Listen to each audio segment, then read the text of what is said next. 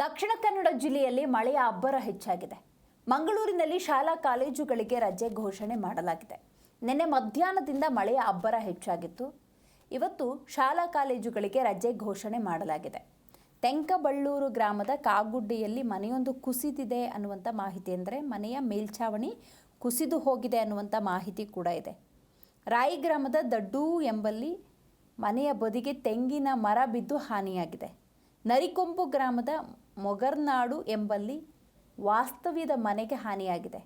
ಅಂದರೆ ಮಳೆಯ ಅಬ್ಬರ ಹೆಚ್ಚಾದಾಗ ಈ ಮಲೆನಾಡು ಕರಾವಳಿ ಭಾಗದಲ್ಲಿ ಸಮಸ್ಯೆಗಳು ತೀರಾ ಸಹಜ. ಪ್ರಾಣಹಾನಿ ಆಗಿಲ್ಲ ಅನ್ನೋದೇ ಸಮಾಧಾನಕರ.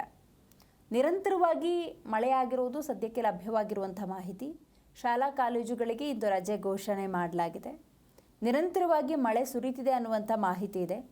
ಈ ಬಾರಿ ವಿಶೇಷವಾಗಿ ಮಳೆಯ ಪ್ರಮಾಣ ಕಡಿಮೆಯಾಗಿದೆ. ಇಷ್ಟೊತ್ತಿಗಾಗಲೇ ಭಾರಿ ಮಳೆ ಬರಬೇಕಾಗಿತ್ತು.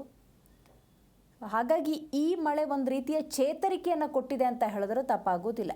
ದಕ್ಷಿಣ ಕನ್ನಡ ಜಿಲ್ಲೆಯಲ್ಲಿ ಮಳೆಯ ಅಬ್ಬರ ಹೆಚ್ಚಾಗಿರುವಂಥದ್ದು.